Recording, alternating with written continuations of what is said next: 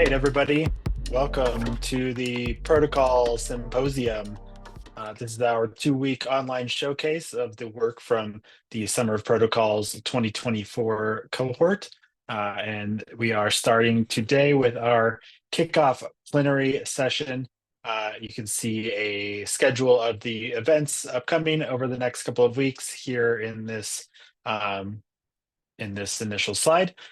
We look forward to seeing you all in the various sessions over the next week. So to go over a brief agenda for what we're going to be doing here today, we have the administrative and coordinating team from the Summer of Protocols here to kind of give a little some ideas around what we've taken away from Summer of Protocols 24. So we'll start out with a message from Tim Beiko, and then we'll get into some protocol thinking and starter ideas kit from Venkat. And we'll do a breakout session where we'll break out into 3 different rooms and discuss 3 different topics for 3 different types of people that might be here interested in protocols. And then we'll do some feedback or sharing from those breakout rooms afterwards. And towards the end, do a little bit of housekeeping and logistics for the rest of the week. So let's go ahead and start it off with Tim, who's got a nice welcome for us. And thanks for taking the time to join the Protocol Symposium this week. I figured I'd kick this off with a bit of background on SOP, try to walk through sort of how our thinking's evolved these past couple of years, and then what the big questions we're wrestling with are now, as this will inform some of the conversations we have a bit later. So, for those of you who don't know this, the sort of origin of Summer Protocols came from me reaching out to Venkat because I was trying to understand how to work on Ethereum. It felt very different than like a product or anything else I'd worked on before, and felt like Venkat would be a good person to help sort of think through this. Very quickly doing this, realized that it was like far too narrow of a lens through which to view the problem. We had discussions about this at the EF, spent about 6 months thinking about it, and realized that it'd probably be much more valuable to study protocols as a class of things rather than just zooming in on Ethereum's problems. And if we did this right, maybe we'd learn something that we can then apply back. And that's kind of how we got Summer Protocol started. The idea was that we'd fund researchers to look at different protocols in different fields, different domains, and try to determine whether there's actually a common thing there that's worth digging into more. Next slide, please. So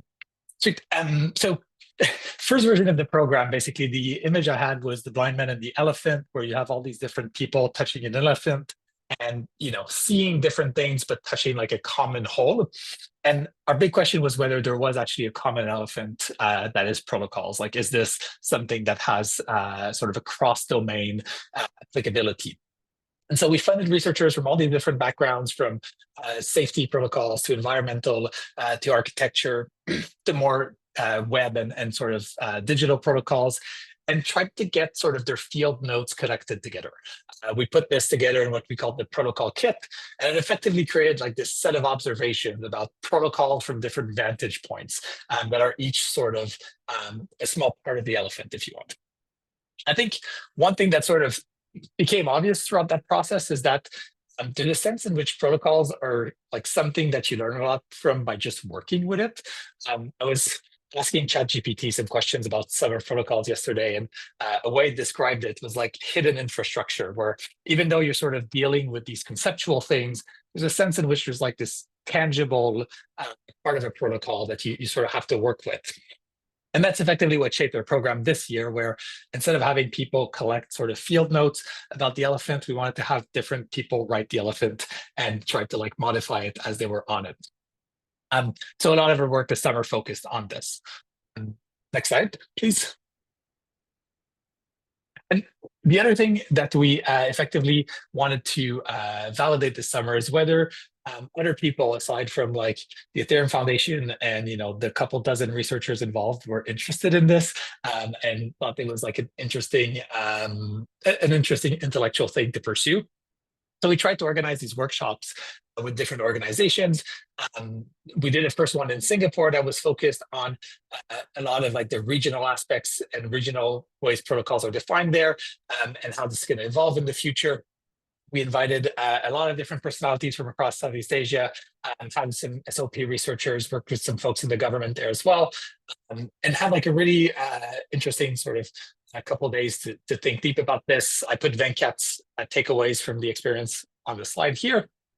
And then the other workshop we organized was with this team called Edge Esmeralda, which worked on creating a pop-up city for a month in California.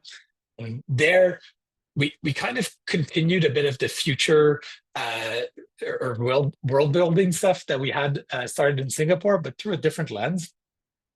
One of the orgs we partnered with, a cryptography research lab called Zurich Spark, so this idea that like a good way to think about problems in the field is like tensions, like what's the core tension in your work?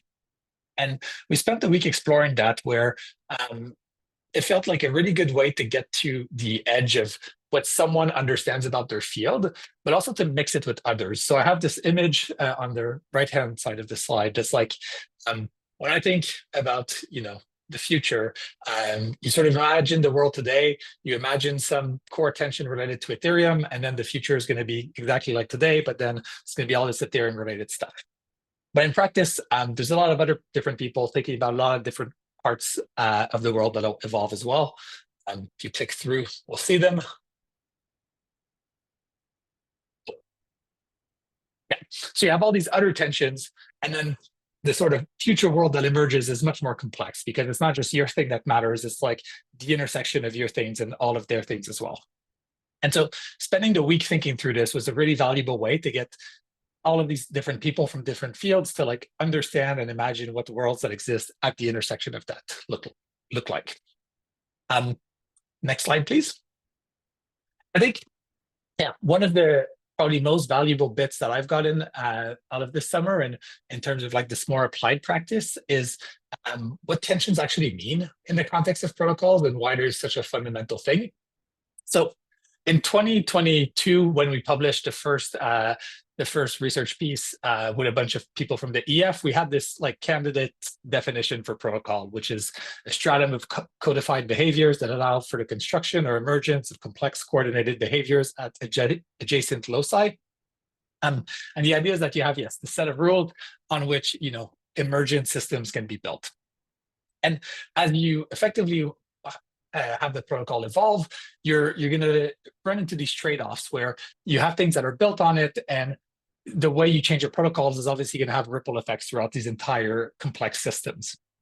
And one thing that's kind of unique about protocols is that they're often designed to sort of accommodate this to an extent, where like we take for granted that there's going to be some conflict between the different people on the different sides of the trade-off, and we want to mediate this some way through some process that sits outside of the protocol.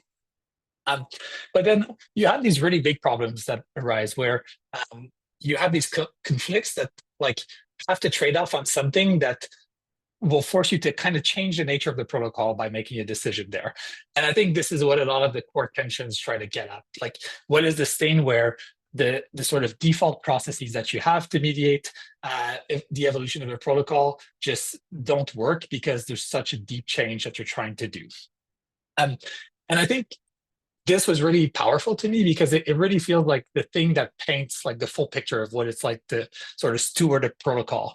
And like, working, say, on something like tech or like a more like a product or something like that, you can't like just look at the technical bit, but you also can't just look at like the processes as well. Like the technical thing actually matters.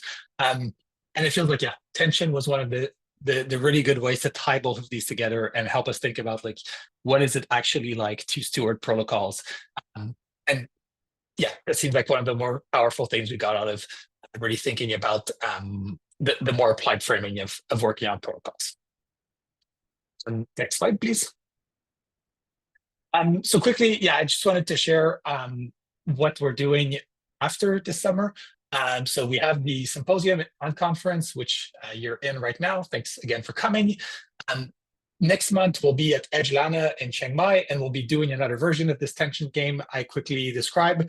And then at DEF CON in November, which is Ethereum's developer conference, Venkat, myself, and others are going to be hosting a workshop that sort of ties a lot of these things together.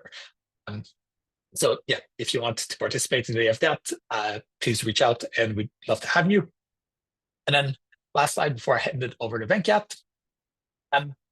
So second part of this call is going to focus on some breakouts. And I found that the way to approach summer protocols broadly that's been most effective is thinking about what's the most important question to answer, and then kind of designing the program around that.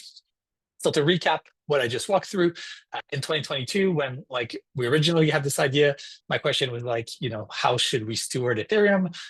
And answer was crypto is too narrow a focus to give you an answer. You should study protocols, which led the SOP's first cohort. And that was effectively the main question we were trying to answer on the first year, are protocols a first-class topic that's worthy of study? And our answer there was yes, but I think we had this realization that it's extremely vague and can sort of be taken in any direction. So there's value in grounding it in reality, which is what we effectively did this summer. And then I think, yeah, it's clear that we learn a lot from thinking of protocols as this more applied practice, and that it is a useful framing to connect different fields and different domains, and try to find commonalities in how you effectively manage protocols across them. And so, yeah, as we sort of go into the breakouts, I wanted to share some of the questions or some of the things we're still thinking about to formulate our good question for next year. First is just, if we think of this as an academic field, what are the promising directions to take in a more technical orientation? Second is that you can think of SOP1 as a theory-focused program, SOP2 as prototyping. Is there a version of this that's production, and what does that look like? Third bit is just institutional partnerships. There's a breakout focused on this, but what does it look like to bring this outside of the world? What are the right sort of institutions to partner with, and how? And then related to this, we ran this as effectively a grants program the past 2 years. Is this the right way to think about it? Should we optimize towards the research, towards more applied stuff, towards something completely different? And then lastly, when we did the first year of this, we ran it as effectively a small kind of tight cohort that was all going through the same thing together. This year, we tried to open it up to be a bit more of a community and bring in people from last year as well. And as we continue evolving this, how should we think about shaping this community? It feels like there's people from many different backgrounds and who express themselves in very different way, from deeply technical to deeply artistic. And so what does it look like to sort of, manage a community that makes space for all of these folks? So I'll wrap up here, hand it over to Venkat. Sorry, I fat-fingered the slide transition quickly. Didn't mean to. No worries. Yeah. I know I went a minute or two past, so please. Yeah. All right. So nice to see a bunch of new faces here. I see there's 38 people here and a whole bunch of names I don't recognize. So that's good, because that's the intent of this session. We've been doing this for 2 years, and we kind of now want to broaden the circle and get more people thinking with us. So this is very much sort of work in progress, work in public kind of program. It's not that we go off, do some research in the summer and then present it and everybody just becomes a spectator.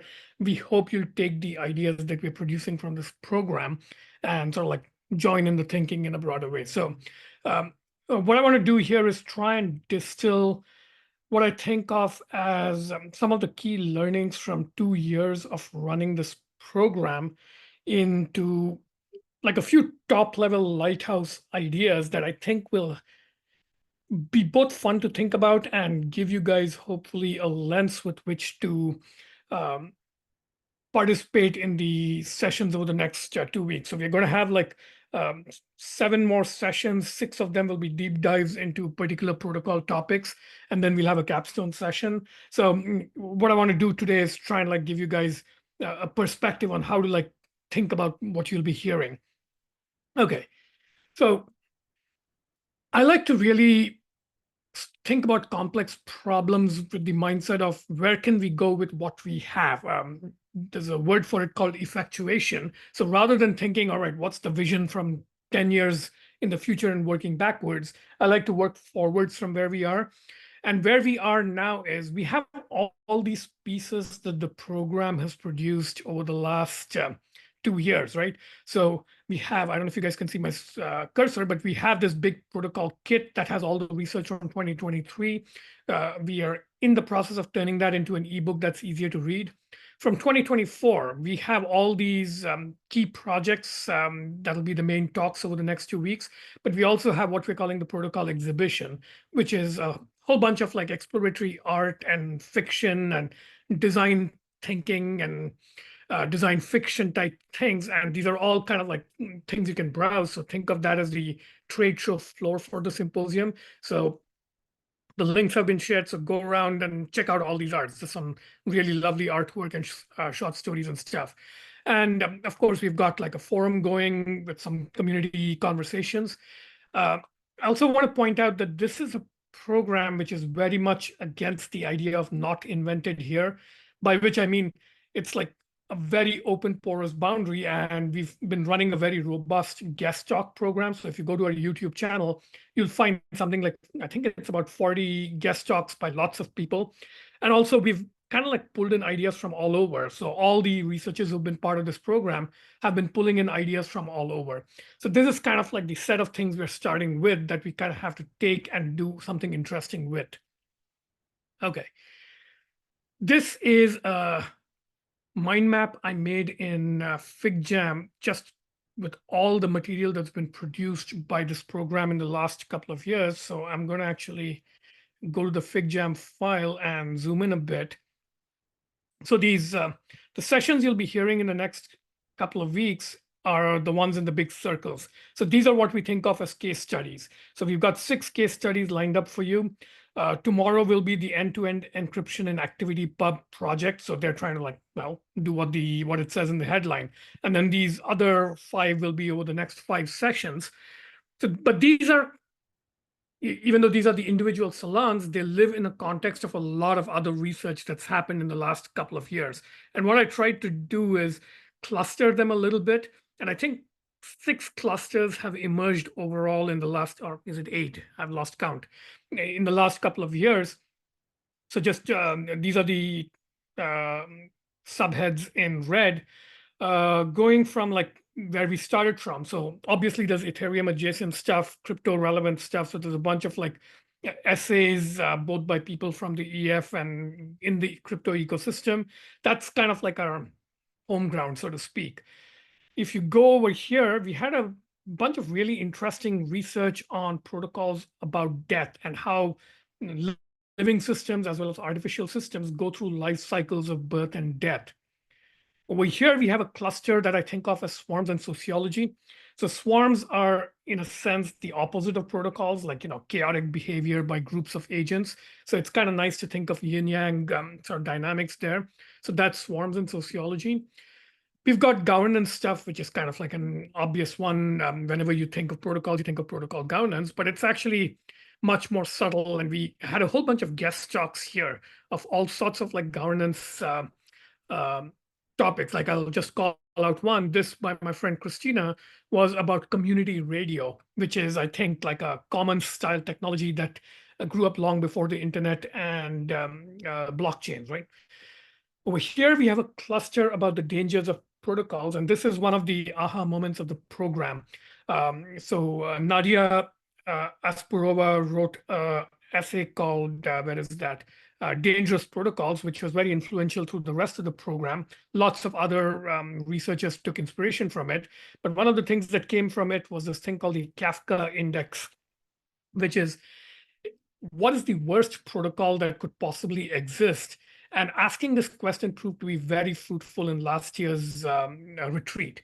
So this came out of Nadia's research, but in conversation with a whole bunch of other people who were at the retreat. So this is kind of the dynamic we really were looking for and we're glad to get, which is people come in with their ideas that they want to work on individually, then the conversations get going and really creative like synthesis happens. So the Kafka index, it's like, I think it came out of a conversation where 4 or 5 people were involved. So no one person can be sort of like the attributed person, but it's one of the best emergent things.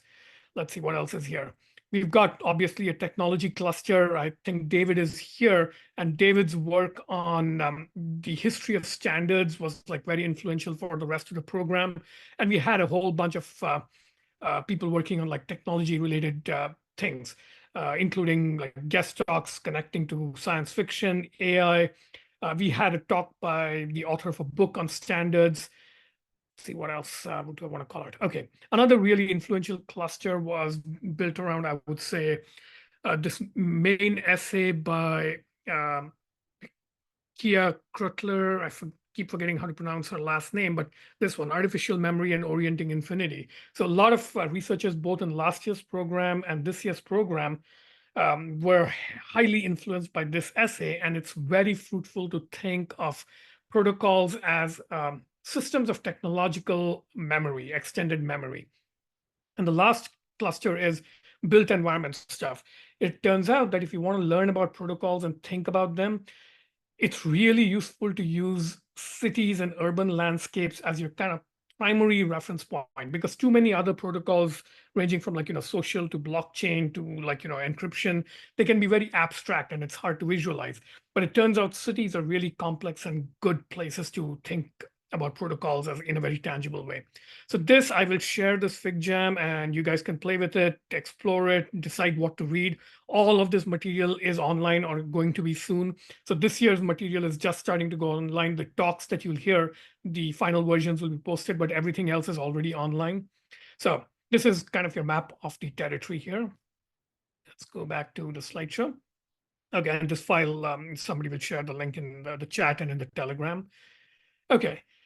I also wanted to call this out. This is my main research insight from this year personally, like whatever time I get to think about my own interests beyond managing the program. I got curious about when did people start thinking in terms of protocols?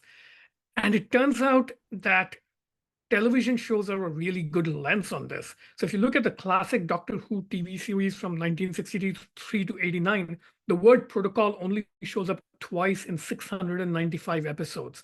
But if you look at the modern Doctor Who between 2005 and today, you get 180 episodes, but 70 mentions. And you see the same trend in Star Trek. The old Star Trek, 0 mentions. But the newest Star Treks, like Star Trek Voyager, 176. And ever since I got sensitized to this, I realized that this is true of all shows that in any way like are set in modern times. Even ancient times, actually. I saw the word protocol twice in the Shogun show, which is set in like 17th century Japan, right? So protocols are beginning to affect our thinking about everything. Okay, so I want to give you guys 3 ideas and 3 big ideas to orient around that I think are very useful for thinking about everything you'll be hearing in the next couple of weeks. So all these sessions, everything from end-to-end encryption to how to control forest fires, how to adapt shorelines against climate change, water level rise, how to live in VR, how to like use complex voting technologies that are being developed now. All these sort of like very different and deep protocol domains, I feel can be looked at in a certain way that's been at least personally very useful. So 3 ideas. Technological tangled bank, what I'm calling the Erdos-Whitehead protocol age, a term I made up like 3 hours ago, and what I think of as the Kitspace of civilization. So what do I mean by these? So tangled bank is a phrase that comes from Darwin's Origin of the Species. It's the last paragraph in the book. And basically it's like a reflective look at nature. It's like a tangled bank, so many plants, birds, worms, insects all through. And the pictures in the background, this is from a walking trail near my house where I often go. It's like a 5-mile nice walk. And you literally see Darwin's idea come to life. there's lots of tangled banks. There's a stream that goes alongside. You can see there's a beaver in the top right, a snake in the bottom center. So this is what Darwin thought of as a tangled bank. So not like an orderly hierarchical scheme, but this tangled set of like species interacting, right? And the first idea I want to give you is the idea of a technological tangled bank.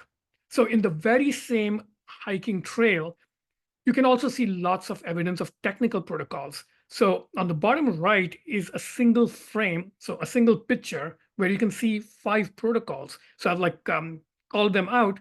The orange little post is a sign that optic fiber cable is buried under the ground. The green one is a mile marker because it's a trail that's been mapped and surveyed.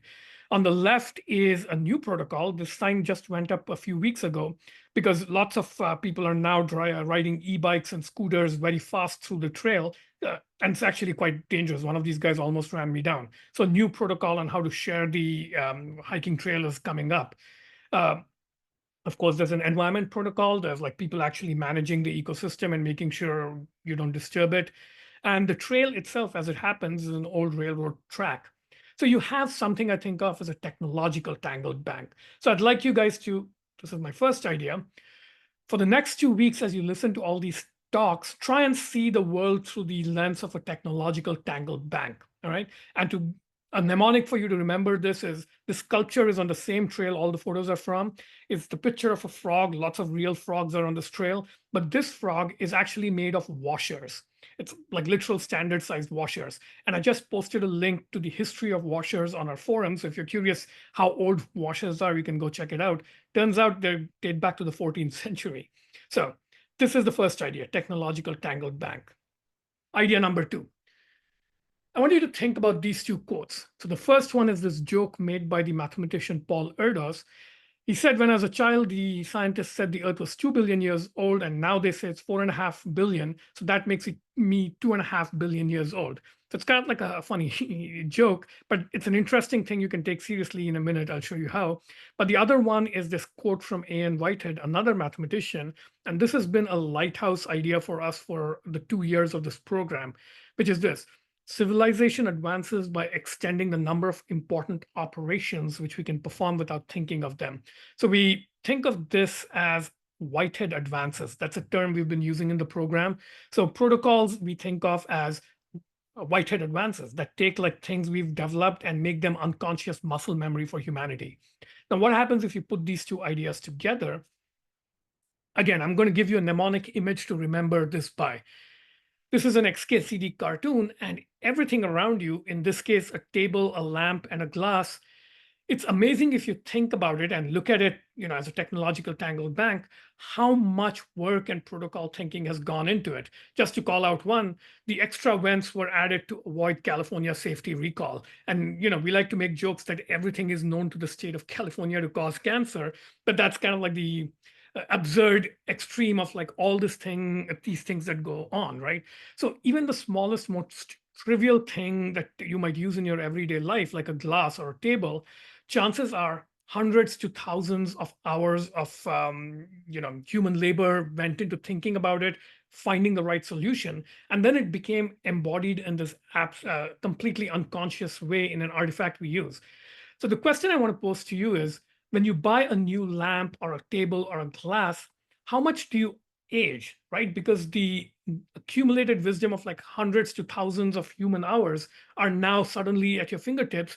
So one way I think of it is, between the time you were born and today, all these technologies that you've adopted, in a way, they've made you older. Like you're like thousands of years older simply because thousands of years worth of labor and time have been injected into your life.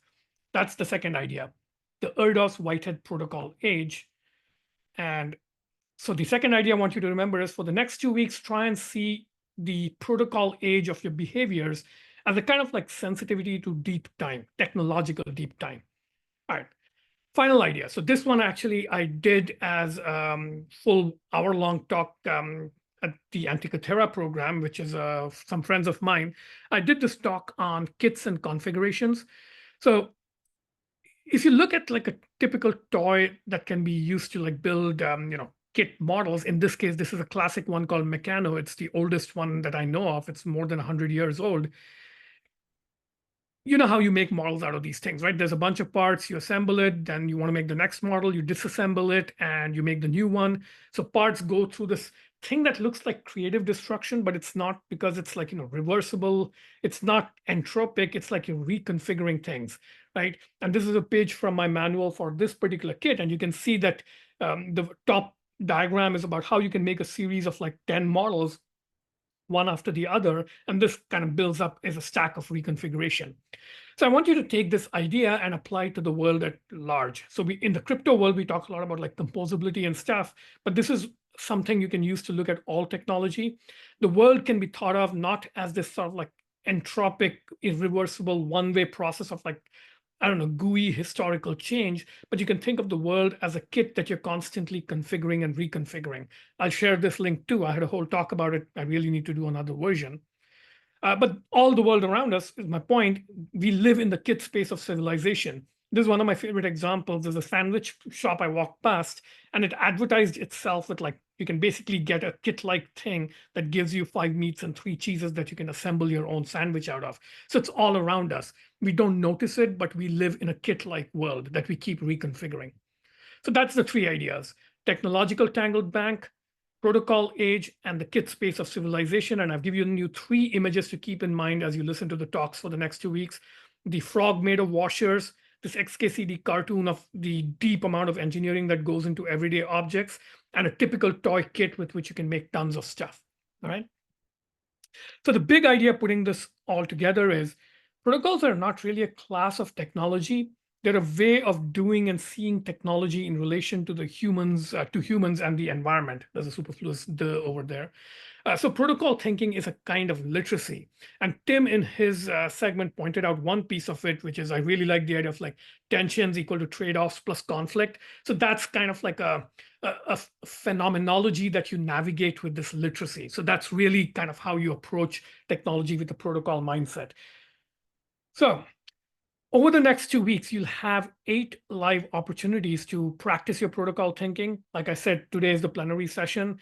Tomorrow, we'll talk about end-to-end encryption and ActivityPub, which is Mastodon. Then we'll talk about regenerative communities, which is taking the patterns of the IETF, which is one of the best standards organizations there is, and like learning what we can from it. Then on Friday, we will look at how shorelines can adapt to flooding risks from climate change. Then next Monday, we'll have talk about some research into plurality-based voting. Then I think that's Tuesday, we'll have research into new kinds of protocols for autonomous realities, so virtual realities and mixed realities.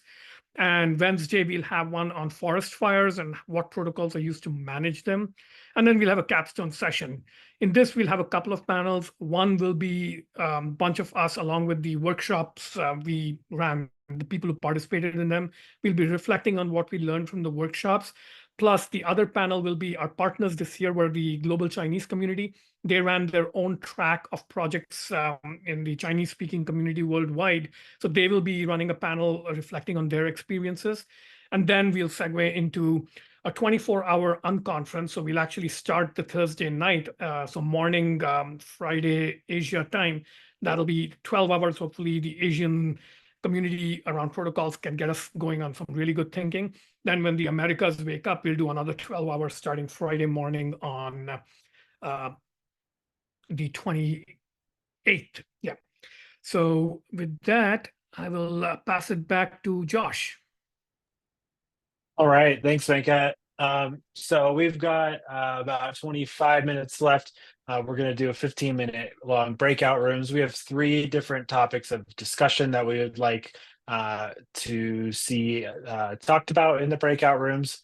One is the 10-year roadmap for protocols R&D. So if you are more of the creator type, you'll want to join this breakout room. If you're interested in specific challenges related to protocols, Breakout room number 2 is more for scene builders, creative field building. So join this one if you are interested in history or philosophy of science and technology, mission building, that kind of stuff.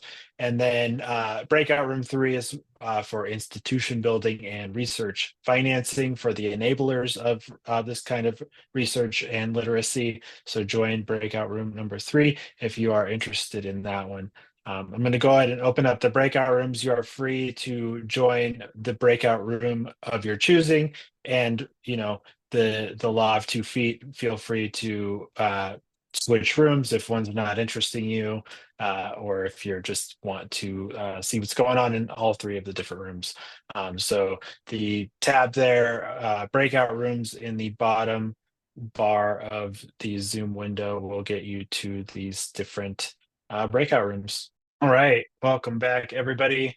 Hopefully you had some good discussions in the different rooms, and you all chose a delegate to report back to the larger group. So somebody from group 1, the protocol R&D roadmap, who will be sharing from group 1?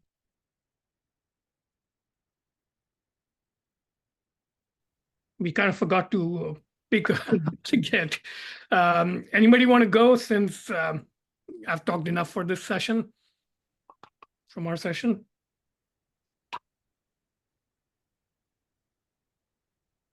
Sure, I'll go for it. So in our session, we spit-waded a few different ideas. We started off talking about hidden protocols, kind of what's the protocol for uncovering protocols. So that's where we started, and then we moved on to talking about the built environment. We moved on from there to talking about protocols between organizations and cities, city governance, so public sector, private sector. What are the current protocols, and then kind of what are some alternatives. We also discussed protocols between 2 entities, so protocol breakdown. If 2 entities have a shared understanding of a protocol, but things go left or things go awry, then what is the kind of tug of war between developing a new protocol in the moment? So we're just calling that protocol breakdown. And then we did have some more discussion surrounding, it eludes me now, it was just mentioned before we hop back into the main room, but that's pretty much the grand scheme of what I like that I think you missed, which was fundamental topics like entropy and thermodynamics. A couple of people were interested in researching that, as well as I think health and wellness protocols. So we had quite a bunch of ideas. Yeah. Thank you. Awesome. Cool. Somebody from the creative field building group, room number 2, creative field building, the room with timber. I tried goading Tom into it, but he's saying he's shy, which I don't believe, but I'll go ahead. One of the first things that came up was the importance of having, for other scenes, is for there to be an identifiable point of contact for this scene, whether that's a person or an entity. And to follow on to that, it was like, okay, a point of contact being a single person isn't what we're aiming to do, but facilitating a scene of a bunch of people into an organization or a space where other scenes know that they can come and like enter this space and talk to smart, interesting people. So it's kind of like tending a tangled bank, like if SOP was the tangled bank itself. Sam had a really good point about if protocol thinking is about literacy, who's developing the literature and tending to it? Like, is there a library? Where is that? How do people access it? And then he also had another great point about how institutions are built, and they either come from, like, countries come from tribes or they come from crossroads. So you can have a group of people that emerges into a country or a scene, or you can have a good location that turns into a scene because it's well placed. And I kind of got most of it. Trying to put the thing in a right place so it brings the right people together. Feel free to chime in, Tom or Sam, if I missed anything. Yeah, the other thing I think we were thinking about was like the way that, if you imagine sort of an environment that's all fragmented and broken up, like what are the things that bring an environment together? Like, is it a tribe? Is it a bridge? Is it an industry that appears? Is it an idea or a leader or a concept? And how like scenes sort of coalesce around those people, and then as they reach a certain level of scale, they might fragment or break up into smaller parts again. And there's sort of weird mutual responsibilities between, like what is it that you're bringing to the table that creates the impetus to drive a larger scene to emerge, and also like what effect are you having on the scenes that exist, the scenes that had divided the world up in slightly different ways beforehand, where you're like taking bits from the other people and coalescing it around yourself or your entity. Like how much of that is useful, to what extent is it dangerous and potentially self-serving, and the sort of natural organic nature of that as things coalesce, collapse, and that it isn't just geography. Obviously things like Linux, there's just some kind of gem or jewel or smote of dust that a Perl can like build around for a period of time. It's a very vague ending, sorry. Thanks, Tom. Room 3, the room with Tim, the institution building and protocol financing group. Who is our delegate? I'll go quickly so we can wrap up as well. But talked about I think one interesting point Eric brought up is thinking about how nonprofits diversify their funding over time and trying to look at case studies of that. Like what are realistic expectations you can have in terms of starting from one funder and growing this over time. There were a couple interesting names thrown out, like people like the Internet Archives or even National Science Foundation that could be good partners there. One big challenge is just like the friction of getting funding outside of crypto is somewhat higher. And I think a big tension, for lack of a better word, is to what extent do you want to like get funding from different crypto orgs and be reliant on just that to fund the program versus trying to like reach out to orgs outside of the space, even though there's higher friction. So I'll leave it at that. So we can wrap up. Awesome. Thanks so much, everybody, for joining us. Timber's got a few minutes of housekeeping stuff to talk about for the upcoming couple of weeks. So go ahead and take it away, Timber. Okay, just a couple things here, and we'll let everybody go.